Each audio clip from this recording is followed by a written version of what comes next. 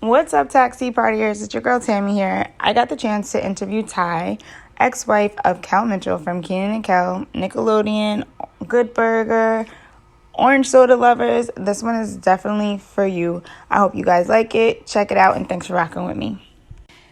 Hey, Ty. Thank you so much for talking on my platform. I definitely want to hear your story and ask questions as we go.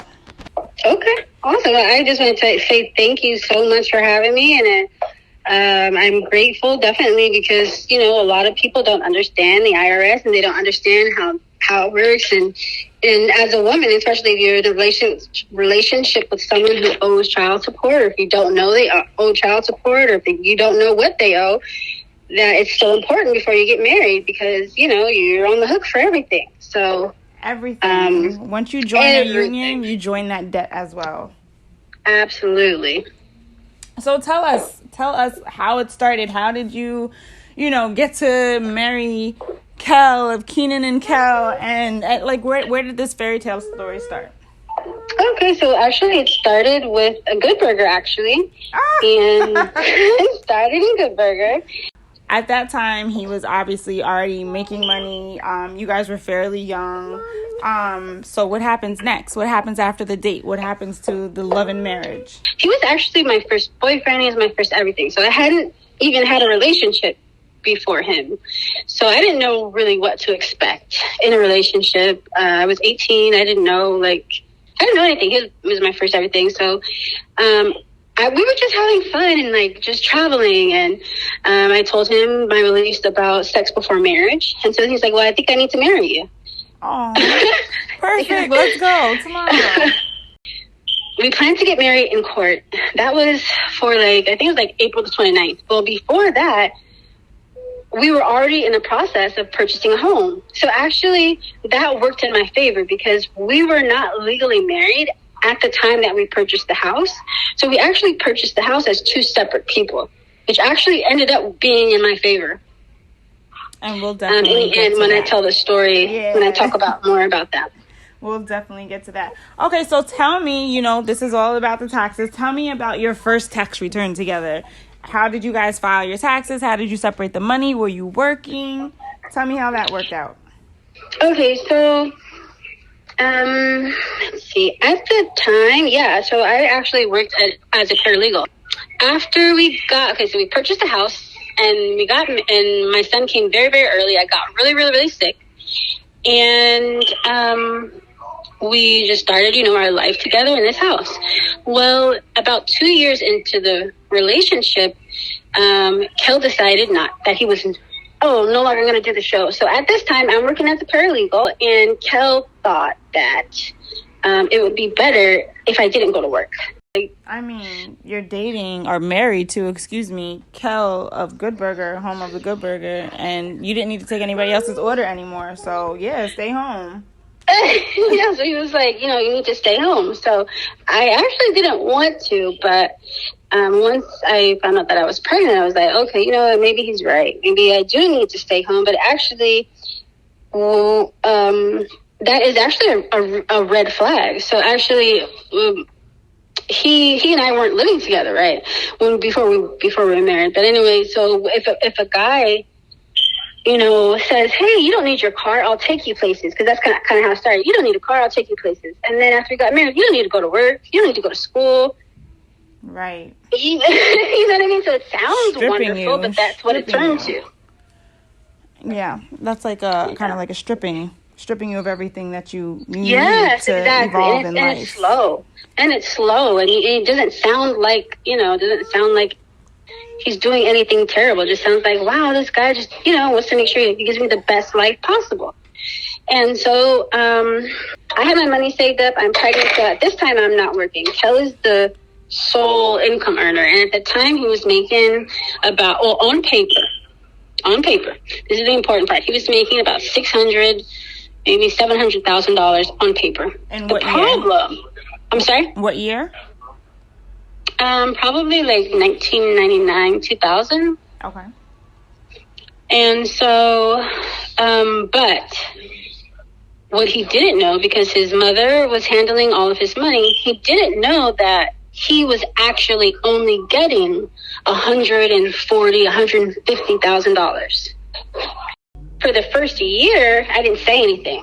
And then the second year, I looked at the tax return. And I was like, oh my gosh, this is crazy. Like, you're actually making close to $700,000. But when you work for the studios and the studio takes care of everything, you're paying for your plane ticket. You're paying for your wardrobe. When they put you in a house or apartment, you're thinking, oh, this is just an apartment. Well, they're paying for the gas, the light, the water, and they're picking you up and driving you places. You're paying for all of that. Okay. So we're talking 1099. I'm sorry? We're talking 1099 payments. No, we're not. We're not even talking 1099. Oh, we're not talking. We're talking about the production company. You sign a contract saying you're going to make $700,000 a year, right? Then what happens is that if you allow them to manage your money for you, it doesn't sound like that's what they're doing. But when you allow them to say you don't have to do anything, all you do is show up to work, and they take you home and they do this. And a lot of actors' minds, they think that they're still getting that $700,000 minus maybe 30% for managers and agents. But that's not what happens. So what happens is that the production companies write in the contracts that, okay, now an apartment might cost $1,500, right? Well, now you might be paying $7,000 for that apartment because they're connecting the phone lines. They're having a cleaner come. They're changing all the light bulbs. You're living in a furnished apartment and you don't have to pay for anything. So that $1,500 apartment is now $7,000 right per month just for that. Now they pick you up every day and take you to work. Well, that's like not nothing, right? But he was getting charged $3,000 for that. He was and nobody broke this down for him? Like his mama didn't break this down? Well, she didn't know. I just think that she was uneducated. Now, she has her master's and she was a school teacher, but not many people, they're just happy she was just happy her son was working because he was a problem child growing up. So she was just happy that, he was doing something productive and making money. Got it. And actually, even when he only got like $130,000, she was a school teacher. So, I don't know, $20,000. So still, being educated, having a master's degree, her son, who was jumping up and down and falling on the floor, was making more money than her. Interesting. So you got to look at the tax return, and off rip, you're just like, something isn't right. Oh, yeah. I got a Bachelor of Science in Math, so I was actually going to college after when I stopped my job. I wanted to go to college and finish college so I can get my Bachelor of Science in Math. So numbers have always been my thing. My kind of girl. I love numbers. Definitely my kind of girls. Okay, so then, and that tax return that you reviewed, did you guys end up filing jointly? Well, at that time, during that time we were filing joint married filing joint. Married filing jointly. Okay, and were you like able to determine, did you owe taxes at that time? Were you able? Oh yeah, well, I didn't file the taxes, so like I said, for the first year, I didn't file the taxes. Everything went through his accountants and all the people that he normally used, which was a lot of different people. And that's what happened the first year. The second year, then I suggested that just everybody has to go because, how in the heck do you do all the work and everybody else gets paid? Like, you're not even making 50% of what you make, and we're getting taxed on it. So when it would be different if the movie companies actually paid out 1099s, or they allowed you to pay out 1099. So at least you can use that as taxes, right? It looked like you have a single guy at 18 years old making $730,000 with no exemptions. So there were taxes being taken out. So he was receiving a W-2. A W-2 after paying out all. Oh, wow. Wow, yeah. And inside, so nowhere, if you were just to look at his tax returns, you would not know that he did not get any of that money. You wouldn't know that he only got $130,000. So he paid taxes on all of that. Oh, wow. Yeah, it was horrible. It was like he paid like $200,000, $300,000 in taxes on money he didn't even get. So it's like he's working in negative. Basically, he did all that for like $25,000. So nobody reviewed his contract? That's the question. They didn't care because they're from the south side of Chicago. They were outside of Chicago. They weren't, like I said, I think his mom was probably making $20,000 for the year. Maybe his dad even has a master's degree, and he is he works for the the VA department. He's a therapist or something. And so he was probably making, let's say he's making $50,000.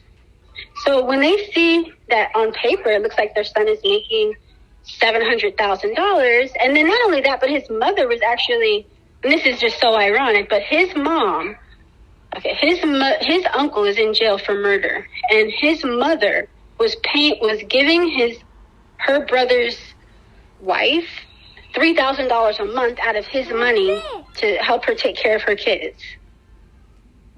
And he didn't even know that. Wow.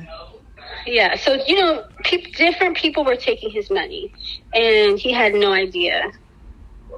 And so, so the next years, I'm like, no, we gotta, this can't happen. So next year, that's when I just said, no, I gotta take this over, and I got a tax person to do it, and actually he started getting the money that he needed to get, so we were able to, put more money down on the house, and we're actually able to do some things with the money. And how did the family, I guess, because at that point, I would assume as his wife, you started cutting off these payments to everybody. Absolutely, yeah. So how did I think the payment to the uncles just kept going. I think I just told him, whatever your mom says that she needs, go ahead. She's your mom. So we gave her whatever she normally got, which was, about 20%. Okay, so we kept mom in the loop. That's always a good thing. That's a good thing. So right? I mean, I didn't have no problem with that, but keep her in. I mean, she didn't handle the money, but she got paid 20%. Okay, cool. And then I think he still said, I said, go ahead, keep paying uncle. Uncle's in jail. He's probably going to be in jail for life. If, you want to support your uncle and pay that. I don't know why your mom didn't tell you that, but yeah. So we paid that too. All right, so we made sure the family was good, as we should. Right, yeah, and he helped his older sister out, helped her buy a condo, helped her start a business. Yeah, that's what he did. So it sounds like a fairy tale. So tell me what's going on with what happened. Let's go to your post. Your post saying that, he owes back taxes, and unfortunately you had to serve time. Let's just clear that up, because I'm the type of person, I'm a straight shooter. So let's clear that up and get straight into it and break that down so we have an understanding of what's going on. Okay, so when the marriage started to get crazy, he was abusive, and he's just going to go cheat and do whatever he wanted to do and, live other places. Well, I got to a point of fed up, and I said, dude, don't come back. Because obviously, you want to be somewhere else, so don't come back. So he got so fed up, and he was like, I'm going to make your life miserable. And he kidnapped the kids, and he just did all sorts of crazy stuff. I'm sorry. Kidnapped the kids? Yes. I know, that's just even a long story. Oh, yeah. Okay. Yeah. Yeah. He filed some documents in the court stating that I was crazy and that I was on drugs, and that he could not serve me with these documents, because if he served me with the documents, I would murder the children. And the children weren't even with me. They were with his family in Chicago. And he wasn't even with the children. He was in Canada. And the judge signed this document. I didn't even know about the document. I'm calling his mom and I'm saying, hey, she was supposed to have the kids for 3 weeks, and then 2 weeks. And then when Kel comes from Canada, finishing his movie, he's supposed to pick up the kids and bring them back to California. Well, we're 2 weeks, 1 day. And I'm calling, no answer. 2 weeks, 2 days, calling, no answer. 2 weeks, 5 day, calling. And finally she answered the phone and she says, we're not giving you back your kids. And where'd that come from? I'm not understanding. The hostility had to come from someplace. Well, the whole time, Kel had been talking to my family, talking to her family, saying I'm cheating, I'm on drugs, and so he had given them a story already as to why he wasn't at home. He planned a whole big story for about 6 months before. I found out that he was paying money that he wasn't even making, because the last 5 years of our marriage, he didn't make any money. So my family was paying, I was paying, I spent my entire inheritance paying, my grandmother's paying, everybody's paying for our bills at the house. And he was using some of that money and paying for someone else's apartment, even though he never wrote a check a day in his life when we were together. He never wrote a check. And so, yeah, so because I told him at that time, I said, look, you obviously made your choice when you decided to pay for somebody else's rent. So you must not want to be here. And I said, I'm done with this. And he was like, well, you married a celebrity. I said, I didn't marry a celebrity. I didn't even know he was a celebrity. And I didn't even consider him a celebrity. The problem for him was that I told him, no, you can't keep doing this to me, coming back. Now you don't come back. And from that point, he filed the papers with the courts, did all this stuff, got my children's school records, was going to enroll them in school in Chicago. I instinctively knew just to get on the plane and go to Chicago and go get my kids. So I got my kids and I got on a plane and I went back to California. Then when I got back to California, I got served with a paperwork that said that I was crazy and on drugs and that Kel got sole custody. And at the same time that I got all that document, I also got served with divorce. Wow. Yep. Just loading things on top of things. Oh, man, on top of things. And so then, Kel's like, oh, well, let's try to be civil about it. Let's try to do this. Let's try to do that. And I was just like, no. And, he wanted to come back and like he was just going to come back and like everything was going to be okay after that. He's like, you could just apologize to my mom and everything will be okay. I'm like, you don't get it. Like, I'm done. And he had like, I had also gone to jail with him because he was choking me and I bit him. And this is before he decided to pay for somebody else's house. And I called the police because I was getting abused and I was arrested. And, it's like, what the hell? You know what I mean? Like you could do it. And I knew that I couldn't tell the police that, everything, because if I did, then he couldn't even leave the country and do a film. And at this time, he didn't even make any money. So, he needed to work. So I didn't end up having to take that rap for that because my attorney was like, oh my gosh, the police were called to your home 18 times. They're like, you have been a victim of domestic violence. And I was like, yes, I have. And the judge dropped my case and said you need to go to domestic violence classes, which I did. And so that's helped me to strengthen, like, no, you can't treat me like this just because I'm your wife. Exactly. Like, that's not how it works. And so he was like, okay, like the very next day he sells the house. So in the middle of our divorce, he sells our community property with over multiple restraining orders. He had over 6 multiple restraining orders to not sell the property. What made him able to sell the property? So when we purchased the property, like I said, we signed the original documents separate. I mean, as are 2 separate people because we were both single at the time. We weren't married at the time. And so, but because like 9 days later, I have to have an emergency cesarean section at like 26 weeks. Oh, wow. And yes. And I have health complications. I have sickle beta thalassemia disease. So I was in the hospital for 2 months. And my son was also in the hospital. And during that time, a realtor or real estate agent, somebody had me sign a quit claim deed in the hospital.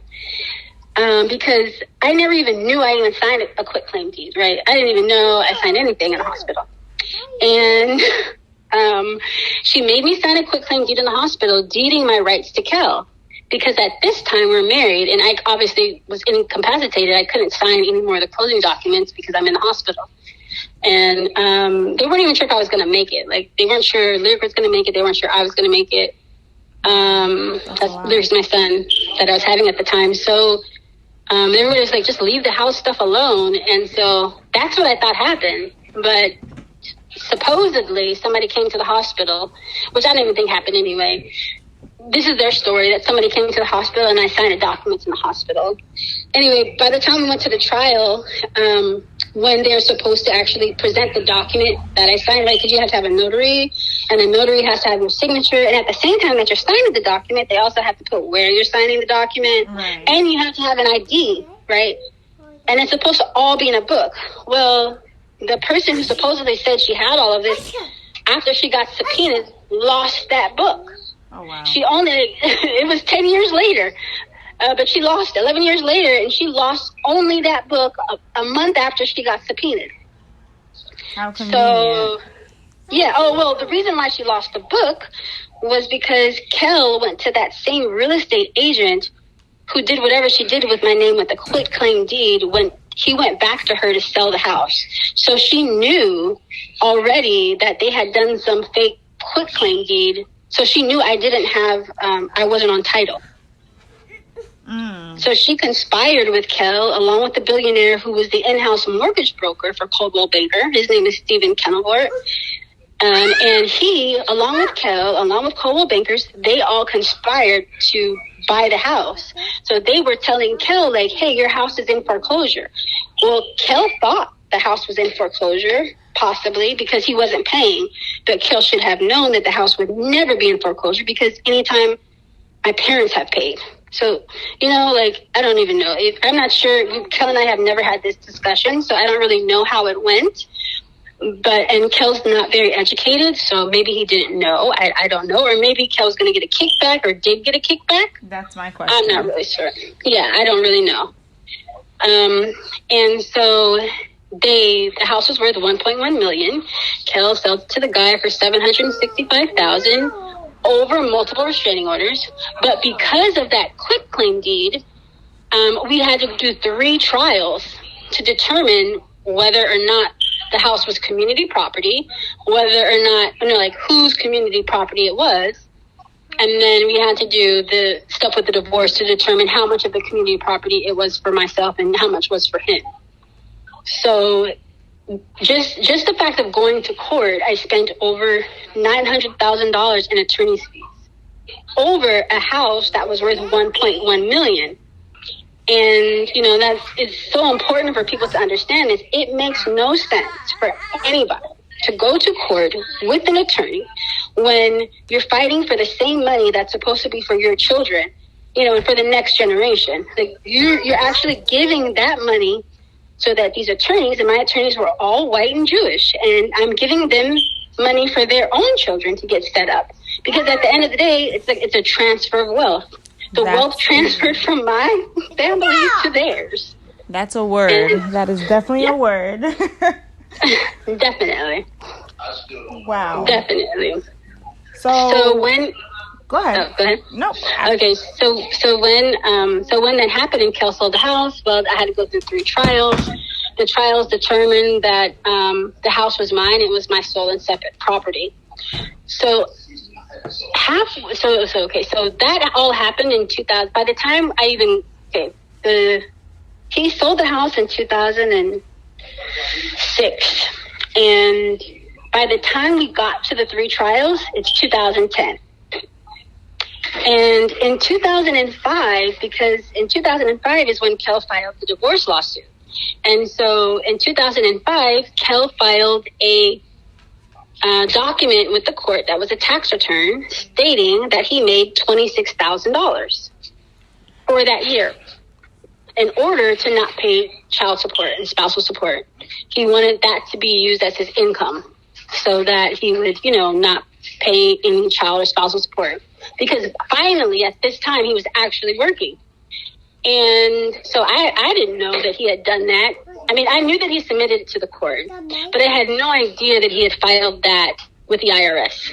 So it makes sense to file it with the IRS to validate it because the courts can always ask for a transcript. But the problem is if you're actually making more money than that and, those documents have been filed with the IRS, it's not going to add up. Exactly. And that's exactly what happened. So he had made close to $600,000 that year, and he only reported $26,000. And when that happened, the IRS said, oh, hey, you got a problem, buddy. But since we purchased our home for $330,000 and the IRS knew that the home value was worth $1.1 million, then they attached a lien to the house that I didn't even know about because all the divorce and everything is going on. So they actually attached a lien to the house for $150,000. And so I didn't know about that lien until after I won the house. But after I won the house, after the third trial, I was able to get a loan on the house. And my plan was to add an additional story, and that was going to be my forever house for myself and my kids, and pass down, multiple generations.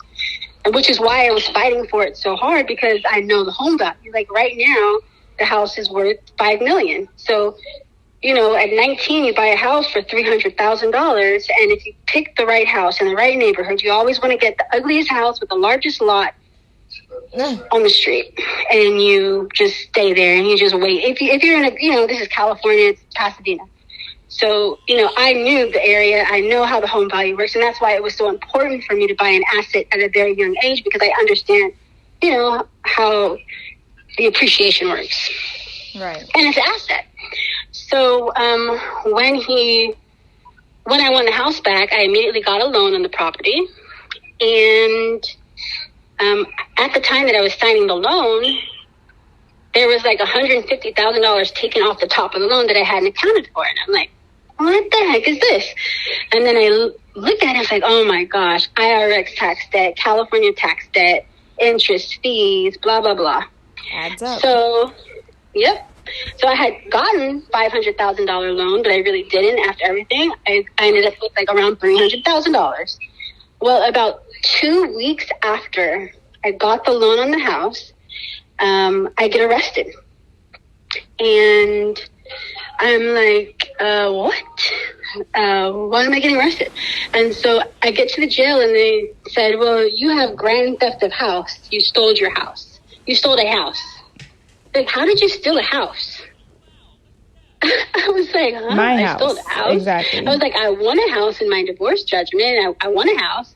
They're like, well, there's this lawsuit that you stole the house. So the same real estate person who knew that I signed the quitclaim deed told Kel that the house was in foreclosure. This is what he said. I don't know.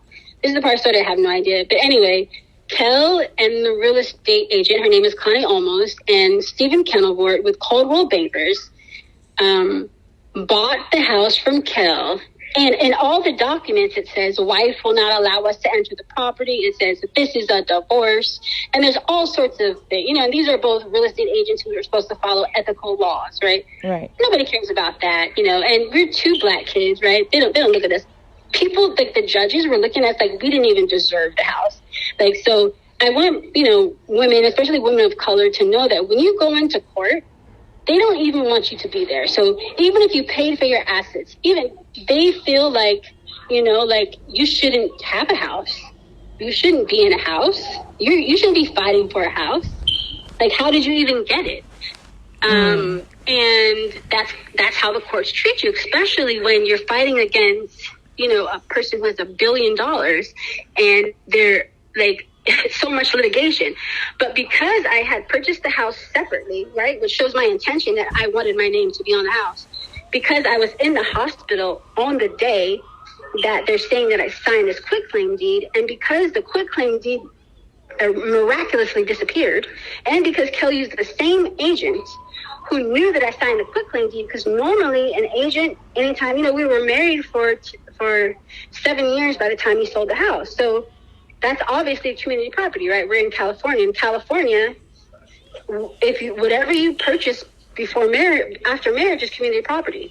So we were married. So even if she knew that we purchased the property separately, she knew that we had been married 7 years, and she should have had me. It's actually illegal for her not to have me sign a quitclaim deed, which I should have signed again at that time when he sold the house. So, right. Yep. So I'm fighting 3 different people, spending over $900,000 in attorney's fees.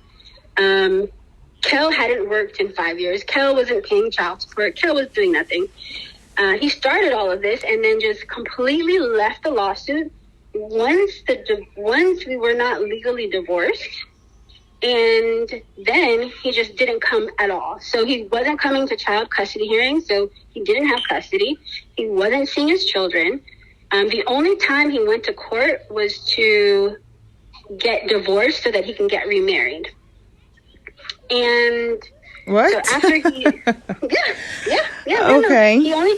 Yeah, he was like fighting because he was dating Asia at the time or something like that. So he really wanted to hurry up and get married. And so I get arrested for grand theft of my own house. I did not have a criminal record. I did not have anything. At the time, I had gotten my Bachelor of Science in Math. I was just a single mom with kids, trying to figure out this court case thing. And I go into court, and the judge imposes a order that states that I'm not a citizen of the United States of America. And grand theft of house is just a grand theft. And any grand theft in California is a $50,000 bail amount. Well, I guess when you're not a citizen, the bail amount can kind of be whatever, because you're not, supposedly if you're not a citizen, you're not barred by the same laws. But where did they get the fact that you're not a citizen? Where did that come from? That came from the billionaire and the DA, that was his buddy, who filed a lawsuit against me, who filed a criminal lawsuit against me to steal my house. Right. Money speaks. Because they're like, why don't you just leave it alone and just, move? Like, you can't afford this house. I mean, like, honestly, the only place that I've ever felt like people wanted me there has been jail as a Black woman. Oh, wow. That says a lot. That speaks volumes. Right? Like, I'm not welcome in court fighting for my own house. I'm not welcome, trying to do, nobody wants, you're not welcome anywhere. But jail, oh man, they expect you to come there. How was that for you? How was the experience for you? Honestly, it actually saved my life, really, because I was in a horrible domestic violence relationship. I had already gone through trauma with Kel. I'm not going to talk about the details of my second relationship, but it was horrible. And then when I went to jail and I was finally, just kind of like thinking about everything, it just started to realize me, like, actually jail was the only time in my life, from the time that I was 19 to like 27, where I was by myself. Like, I didn't have to worry about a house. I didn't have to worry about kids. I mean, I couldn't, right? You're in jail. And when you're not a citizen of the United States, your bail comes 3 times that amount of your bail amount, and you have to pay for it in all cash. So my bail went from $50,000 to $2.4 million, wow. And I had to pay all cash. And the day that he arrested me, the billionaire went into civil court. And anytime somebody files a new court case against you, you have 30 days to respond. Well, I'm in jail. And when you're in jail, you cannot respond to any civil court proceeding. You can't even go to civil court. So even though I spent $900,000, and even though I won my house back, while I was in jail, he went to civil court, the billionaire guy, and won my house back while I'm in jail. And that's why they put all these different things on my case, so that I couldn't get out and I couldn't do anything, because they knew that I was done. I'd already spent $900,000 in attorney's fees. My family didn't have any more money to help me do anything. Definitely not $2.4 million in cash. And so once he stole the house, once the guy purchased the house, once that guy won the house back in civil court, well, they were like, well, hey, you got that loan. So they had frozen my accounts, because obviously I was in jail, right? So they froze my accounts. There was about $300,000 left in there. And they took all of that, and it was short about $200,000. But they're like, we're not worried about the $200,000. If you could at least give us $150,000. Well, I couldn't give them the $150,000. And the reason why that $150,000 was on there in the first place was because Kel had filed that stupid $26,000 tax return. False tax. And yeah, he filed fraud. And the IRS took the $150,000 off the top of the loan that I got. And I did know about that. And so I didn't have that $150,000. My parents didn't have that $150,000. So he had already won the house back. And so I pleaded guilty to grand theft of my own house. And in order to get out of jail to be with my kids, I signed I agreed to 5 years of felony probation. Wow. And it's a felony. I agreed to a felony. And how long did you stay in? I was in jail for 3 months. I was on house arrest for 3 months. And I just finished my 5-year probation this year, like February 14th of 2021. My goodness. I'm sorry, January 14th, 2021. All of this starting with the false tax return. Well, actually, all of it started with him selling the house. Well, the selling the house, the false tax return. Yes. Yes. Wow. Absolutely, absolutely. So I hope Speechless. that men and women hear this, and when they see things like, oh my gosh, $1.2 million, like, you're not understanding that I spent so much money I've spent over $900,000 in attorney's fees. Let's just say, cool number. I've spent, because Kel didn't have anything to do with the kids, so I spent over $900,000 on my kids. I would have had an asset right now that's worth $5 million. So that's $7 million that I'm out trying to fix his shit. The stories sound so crazy that most people wouldn't even believe it. So they think it's made up. So, and unfortunately, women, we do this, and we believe these men, and we don't save our money, and we get into marriages, and we give everything we have to these men who, for whatever reason, have decided, like, they're done. And I don't think Kel was done. I just think what happened with Kel was that, like a lot of men, when you're making a lot of money and your whole existence comes from you being the breadwinner, and that's what makes you feel good. When you're not feeling good and you're not the breadwinner anymore, it makes you feel like shit. And now your wife knows that you're not the breadwinner anymore. So, in his brain, he thought I didn't respect him. And because he was Kel Mitchell, he told me he couldn't work at McDonald's. I thought it was a good idea to work at McDonald's. I mean, they have orange soda, like my favorite orange soda. I didn't, we're not making any money. Like, you need to work wherever you need to work. I'm serious. I was like, dude, you could probably work at McDonald's. They know who you are. And you know what I'm saying? You could probably market that, market the shit out of that. But instead, actually, I thought, I said, you know what, Kel, forget it. He told me, he said, the only thing that he knows how to do is act. And I took that and I said, I wrote a pilot. I got a pilot sold for us. The pilot didn't go through. I was like, don't worry, I'll write something else. So I told him, I gave him the idea for this. It's like kind of like a parody of music videos. I said, why don't you do a parody? You like to dance, you like to sing, you could, play different characters. So I put out Kel Videos Live, and it was my idea and my concept. And from Kel Videos Live, I got a deal to write Ganked and produce Ganked. And that's the movie I wrote, produced, and starred in with Kel. And so, and that movie, actually, they gave us like $600,000 to do that movie. And let me tell you, I filmed that movie for $67,000. So don't listen to what anybody tells you about what to wear, how to dress. You have to do whatever you need to do for yourself. And other women, stop bashing other women for doing anything. Unless a woman is murdering her children, then you should be all about it, because she's doing whatever she needs to do for herself. Now, it might not be for you. That's cool. You don't do it. But don't go bash someone else for what they're doing or how they're hustling, or, because why? People are mad at the song that I used in the video.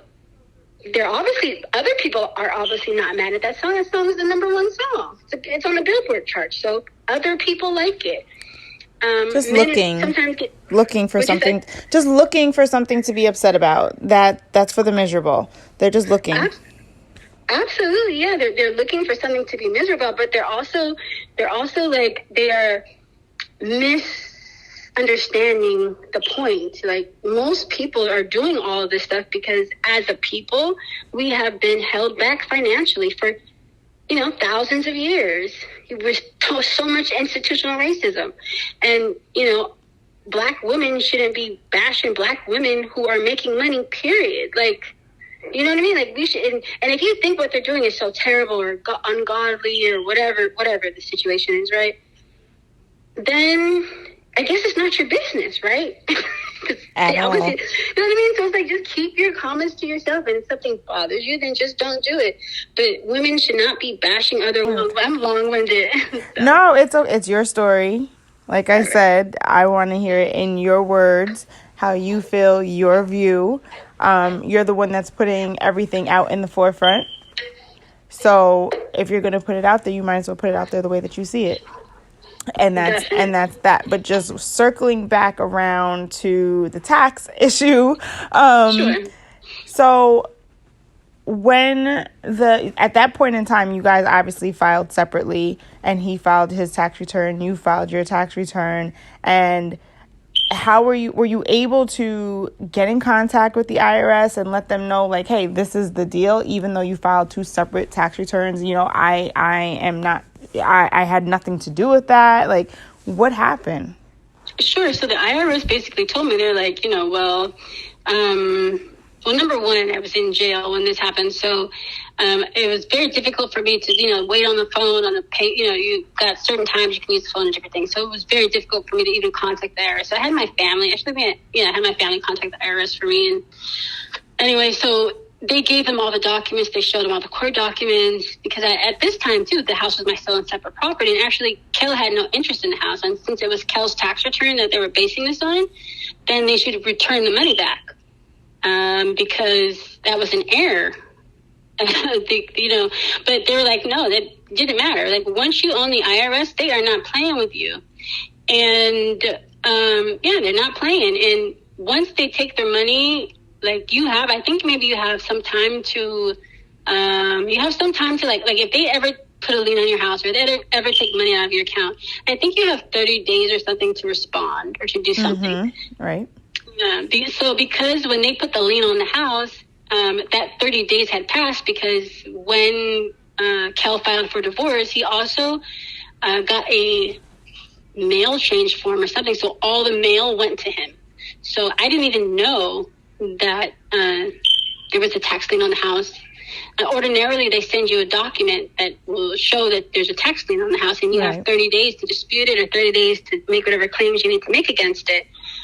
Or to do an amended tax return. Well, I didn't even know that the lien was on the house. And then by the time I had gotten the loan on the house and all that, that was like 2015. So the lien went on the house in 2006. So, that is 9 years later. Right. So like, there's nothing that I can do at that point, that I found out that, and when the judge was like, well, see if you can get the money back from the IRS, because it wasn't your money. Well, couldn't do that.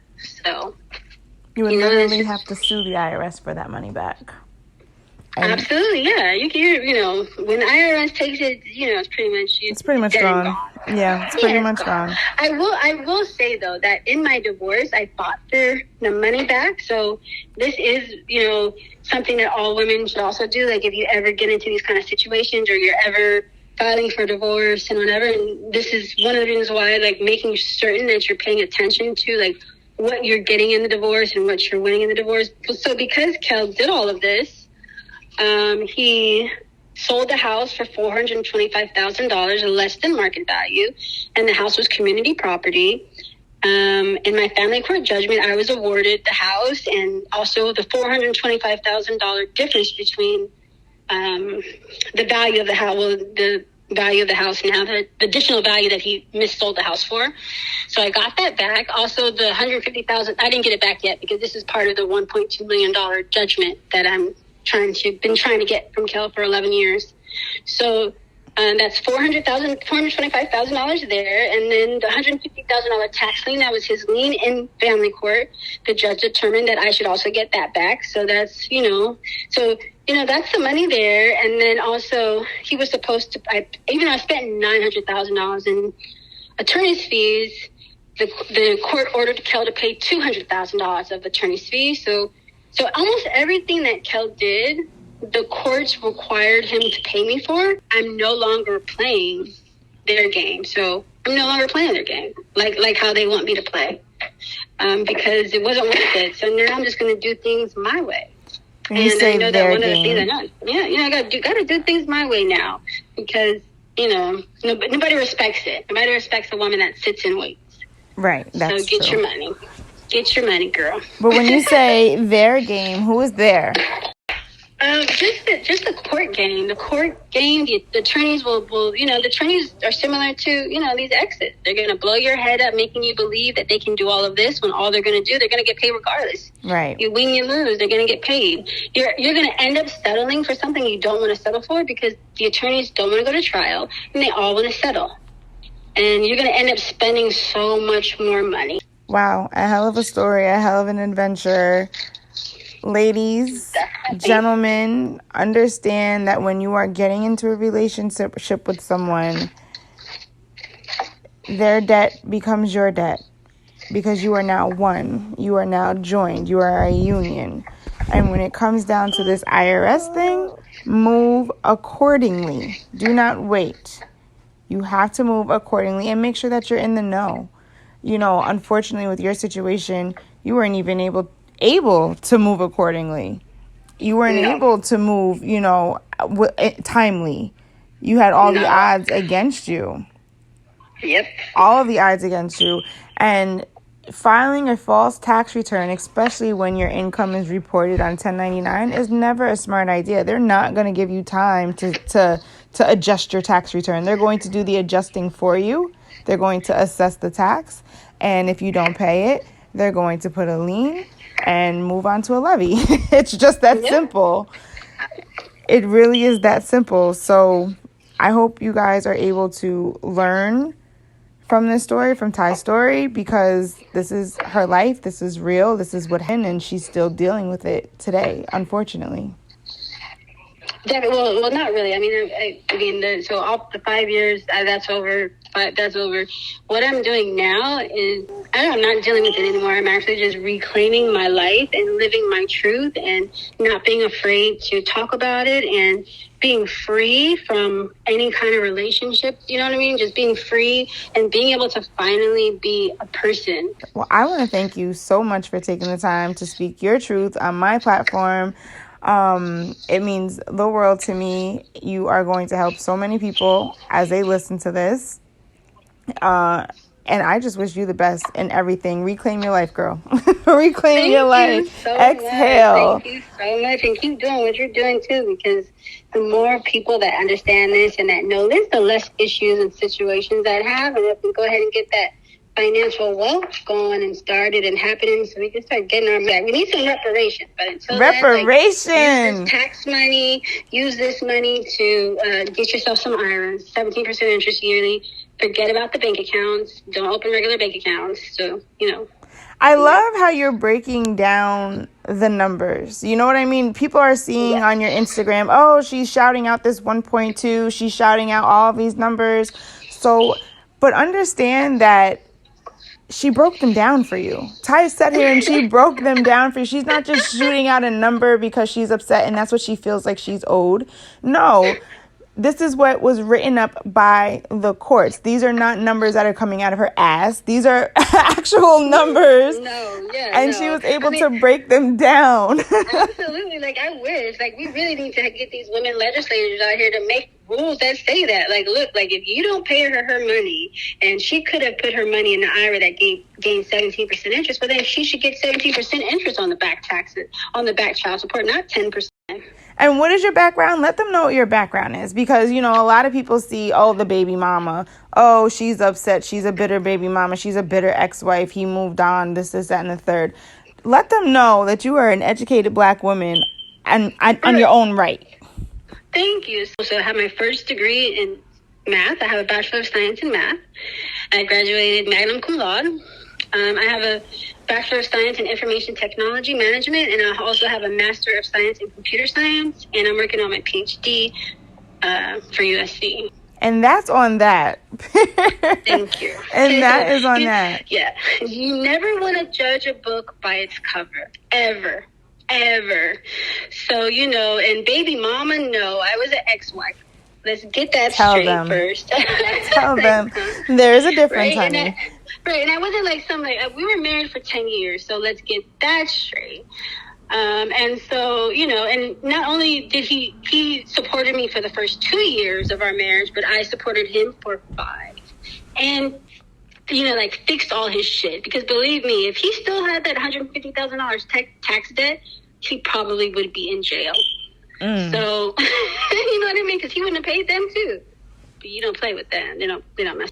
No, they're coming for you one way or another. Absolutely. It's either you're willingly going to give it or we're just going to take it, and then you're going to have to deal with whatever comes after we take it on your own. That's it. Yeah. So, no, I appreciate it. I appreciate all the education. I appreciate the beauty. I appreciate the speaking your truth. I appreciate the reclaiming of your life. I think I appreciate that more than anything. Because we, as women, as mothers, we go through it, and you have an option where most people don't think that you do. They think that you just have to bow down or bow out. And that's the lesser of. And why would you do that? So reclaiming your life after, spending time locked up, losing a lot.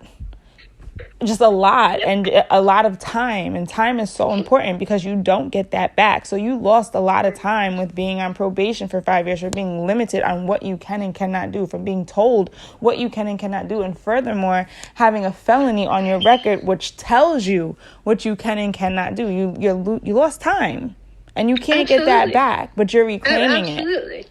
Oh, absolutely. I mean, the number one reason for homelessness in the United States is divorce. It's separation.